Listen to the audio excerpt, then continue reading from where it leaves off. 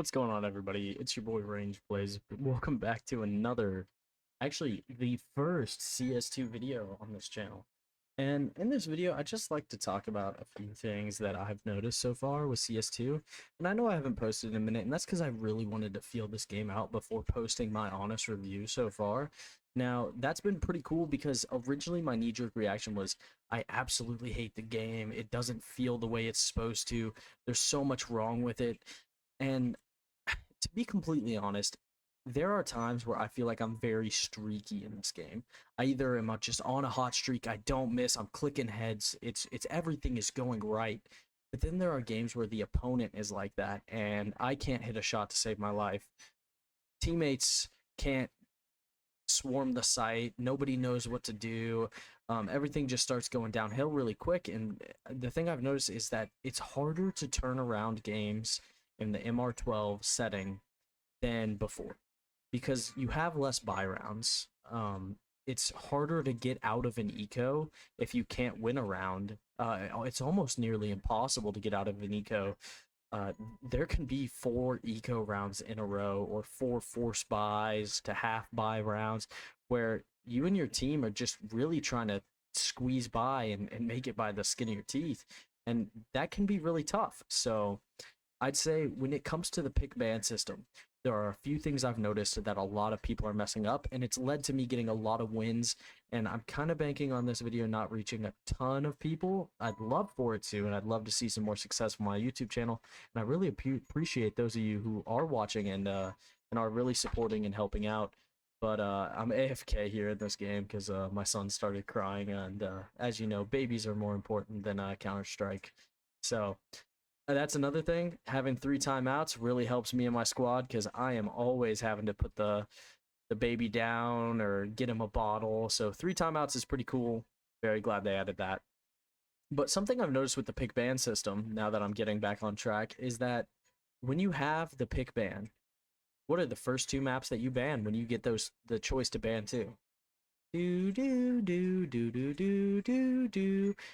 Now put your answer down in the comment section below, and I'll tell you exactly what it is. You ban Ancient and Anubis, when what you should be doing is banning the 2 maps that the opponent is best at. And you will see the spider graph of what maps they play most, what maps they win on, and what maps they really don't play at all. And that always ends up getting me free wins because I end up facing really, really good players on maps that they have no clue how to play. Or if they do know the basics of the map, which I'm sure everyone should know, they don't understand the more intricate plays that you can do on the map. And it really sets us up on CT and T side to do crazy executes, crazy site defenses, and be more aggressive and play our style of Counter-Strike. And what you should really be doing, you should be banning the 2 maps they're best at. Take those 2 away from them. Then once they ban 3, now you have a choice of what map you're going to play on. Versus banning Ancient and Anubis, and then they go ban your best 3 maps, and now you have to play a map that they're really good at. That's not the smart play.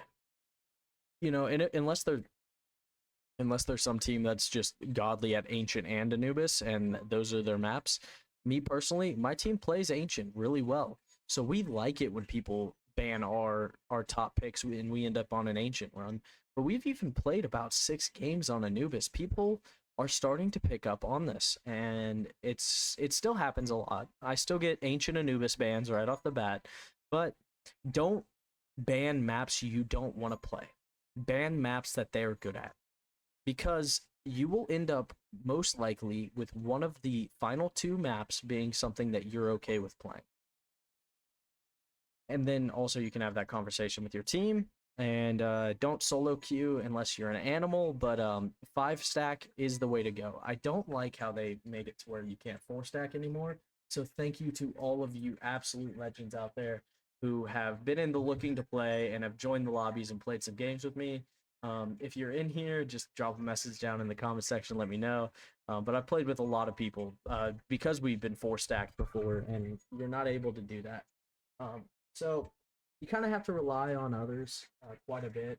in CS2, and you got to rely on your teammates to be smart and make sound and smart decisions, which can not always happen. My dog just got herself in my pool. It's just not going well for me today. I don't have a headset no more. Okay. Well, on to the next note. The AK feels really weird. The first shot accuracy is there. It's crispy. It's doing great. The spray, anything past 10 bullets is a no-go.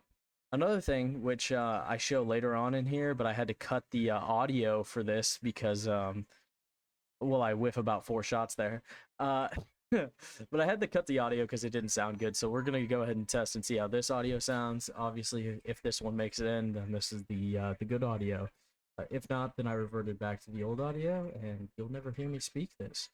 But the AK spray, if it takes a second to reset, which to me feels weird. You used to be able to just spray it in Counter Strike, Global Offensive, and then you could reset and just tap, tap, tap, tap, and it was perfectly fine, and you weren't missing shots. Now, if you spray and miss, and you go to tap, tap, tap, tap, there's going to be recoil on those taps, and it's just going to feel really weird. So try to do 10 bullet sprays. I know Flam talked about this. I watched his video. 10 bullet sprays do seem to be working out really well for me and a few guys on my team. The spray transfers, though, you can do really, really clean if you start to get it down. You know the bullets are going to bounce to the left or bounce to the right, and you're able to do a little transfer. It can look pretty sick. Another thing I've noticed, if you crouch, what I've been doing, I've been bunny hopping, so double bunny hop, crouching like a slide out of smokes, and then shooting at people, just spraying the 10, and I've gotten so many kills doing that that it's honestly become hilarious, and I might put out like a montage of me doing that because it should not work, but it just does, and it's beautiful, and I love it. I hope they don't take that out because that to me has been really fun, but yeah, it's just it's so far it's a good game, man. You can't complain. Like, yeah, we can have little complaints, but they're updating it so often. They're really working hard. They want this game to be good. The skins look amazing. The gunplay feels good enough to where you can be like, yeah, this is a Counter-Strike game. You know, this is a game that I can get behind, and it's not something that. Oh God, this is the part of the recording where I just do terrible. Everyone, close your eyes real quick. Don't look at this. This is bad. I'm not gonna edit it out because I want you to see that I have highs and lows, and I'm not playing great right now. So, uh, what's the next point I want to make here? The rating system. Here's what I'll get into. It's kind of scuffed, and the reason I'm gonna say it's kind of scuffed is because I have friends that are really, really good at the game, and I played all 10 of their matches with them that they won, and I went up at least 1,000 points in rating during those 10 matches. And they start off 4 or 5,000 rating below where I'm at.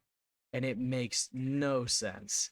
So I'd kind of like to see where that all comes from and how the whole ratings is determined, because yeah, it's very, very weird to me, but it's not the worst thing ever, and it's fun because if you have somebody who's like 1,500 in your lobby, you end up playing against worse players. You don't end up getting very much rating from those games, but you sure do get to have some fun, um, especially if that player with 1,000 rating does not need to be in that rating whatsoever. The next thing I'll talk about here will be cheating. And the only reason that I want to bring this up is because I personally have maybe run into one person cheating. And it's a very hard maybe. And even when it was happening, it was more or less just, does this guy have really good headphones? Is his game sense just absolutely insane, or is he actually cheating? And I personally believe that the guy that I ran into was probably not a cheater, but I've got some other people who might say differently. So far, so good for me. I know I've heard a lot of complaints about the European servers. I've heard some complaints on the Asian servers and some other things like that. But at least for me, NA at about the middle of the pack ratings, I haven't seen much of it, and it might be a little bit on the higher end or the lower end. I couldn't tell you, but yeah, so nothing crazy that I've seen there. This is a little spot that I'm trying to show you guys here on Inferno. If you play deathmatch, you can sit here, get a ton of kills. Nobody ever notices, and it's a very scumbaggy spot. But yeah, so overall, CS2 feels fun, man. I'm having fun. Remember, it's just a game. Enjoy it while it lasts. And let's all enjoy Counter-Strike together. You know, this isn't the end of it. It's still going. It's still living on. And I am looking forward to the next operation, some new skins, so all the cool things that they have planned in the future for this game. And I can't wait to experience it with you guys. So that being said, have a great rest of your day. If you watched all the way to the end, go ahead and drop a like, and I'll see you all in the next one. Peace.